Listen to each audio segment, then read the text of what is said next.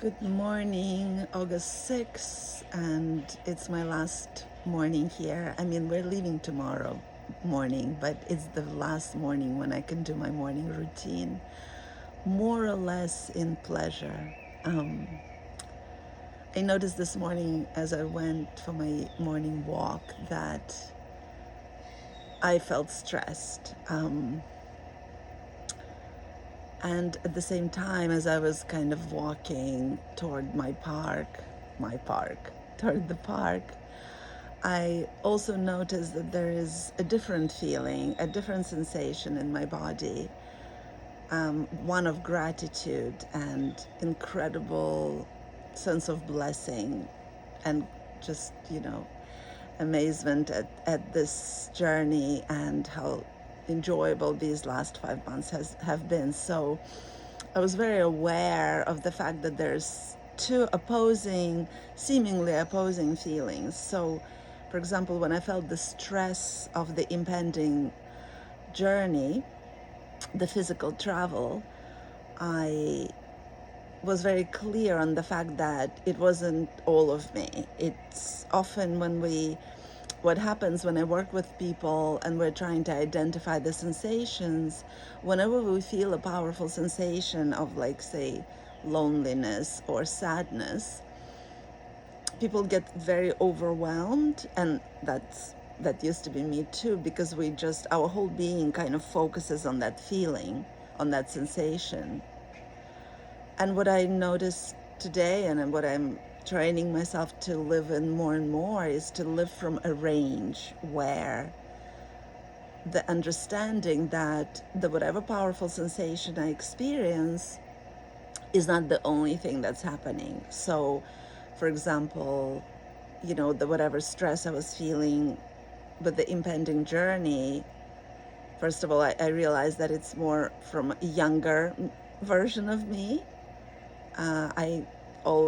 My mom was always nervous about travel, and I guess, I may have inherited it because that was modeled to me, but so there is a little bit of trepidation. There is excitement that is kind of living in the same place, that kind of nervous excitement about the fact that I'll be traveling, but that also it's bringing me to the next chapter of this journey. But so that was more in, like, my solar plexus. That's where I usually hold tension. And as I walked into my park and breathed the beautiful aroma of the plants and the earth that was still a little bit moist from the night, and I started hearing the sounds of birds, I realized that my heart is actually in expansion. And then it was this very clear realization that I'm holding these both seemingly opposing feelings at the same time. So there was still the nervousness about the journey, about the traveling, is still there. I'm validating that experience, and at the same time, I'm being open to experiencing what else is happening in the moment now, because my travel is not today, my travel is tomorrow. But right now, in this present moment, I am in, acceptance and, like, the gratitude and the joy of this experience being here now, and of this park and the trees that the birds that you may hear behind me. And then when I came home, my husband was just waking up and hearing his news, and he got an email with kind of very happy news. So I was very aware that that was an additional experience that was being added to in my body. It was like a happy experience for him, and I was there to cheer him on, and that I was holding it in, like, somewhere in my chest. And then as I was looking at some of the things that I was considering whether to pack or not, some old notebooks, I opened an old notebook, and there was a post-it note written in the handwriting of one of my girls.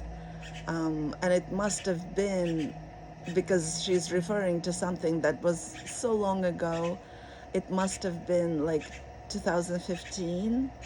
So that's almost 10 years ago. And the sweetness of what she wrote, like I'm feeling it now. It opened, another place in me where, like the sweetness of my little girls, and when they were still um, living at home. And I'm feeling it in my chest right now.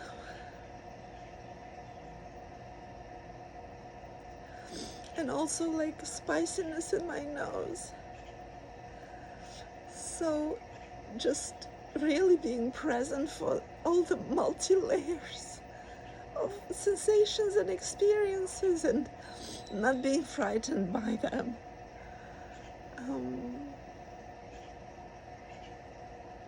And the emotion that comes up that powerfully about one of my girls it's also showing me how there is still so much charge, so much. My throat is getting tight now. There's still so much charge about the fact that the girls have grown, and that there is still so much love and so much guilt, and I don't even care about the labels, but it just shows me that there's still a lot of unexpressed sadness, maybe, or that is still living within me. So I'm expressing it now. I'm connecting to that feeling, to that sensation, and I'm expressing it now. And there's nothing shameful about it. And like my throat is really, really constricted, strangely. And maybe again, it's showing that it's like some unexpressed words of love. Maybe not enough love was expressed, or anyway, that's just labels, and that's stories I'm looking for. The most important thing is to just be with the feelings and allow the energy to move through my body.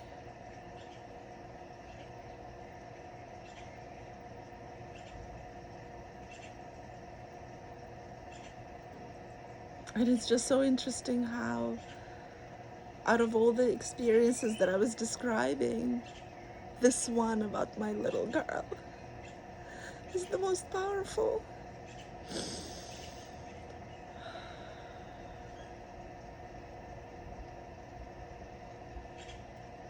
And it's okay, I'm not afraid of it, and I'm not overwhelmed by it, because I'm also at the same time able to connect to the fact that I'm so grateful for all the experiences. And I hold space for all of it. And I'm not afraid. And I'm not ashamed of expressing these feelings publicly either. This is the most normal. And the more we all learn to find normalcy in expression of emotion, the better off we all will be, and our relationships. So this is where I am. I came from my walk. My husband had his good news. I dragged him upstairs to the roof to be with me for a couple of minutes as we dipped in the pool. That's why I'm sitting in the towel still. Actually, something that I've been also doing a lot of is just being naked on the roof. Such like sense of freedom, and nobody can really see me here except maybe some nosy neighbors if they really want to take a peek. But it's relatively private here, and it's just been like me with the sun and me with the air and me just thriving in this abundance of pleasurable moments that I'm so grateful to have the capacity to open to. So I just wanted to share this spontaneous kind of experience, and how there is so much that's happening at the same time often, and the capacity to go within and kind of to uncouple the sensations that seem chaotic and overwhelming, to realize that they're actually localized in a specific place in our body, and it's not like engulfing or drowning our whole being. To me, that's important as a step to de-dramatize what we're experiencing and to kind of like remain in the observer mode. Because if we're in the observer mode, then we're not the ones that are experiencing. We're the ones I'm the one that is observing parts of me experiencing what they do, not me drowning in sadness or drowning in sorrow or drowning in fear or stress, or feeling the overwhelming sensation of happiness, perhaps. It's all happening at the same time often, especially when we allow ourselves to be open to it all. So that's me. Tomorrow is the travel day, and the day after I will be in New York. So tomorrow I have no idea if I'll have the capacity to do a video in the morning or I'll do it from New York, but I'll see you tomorrow. Bye, everyone.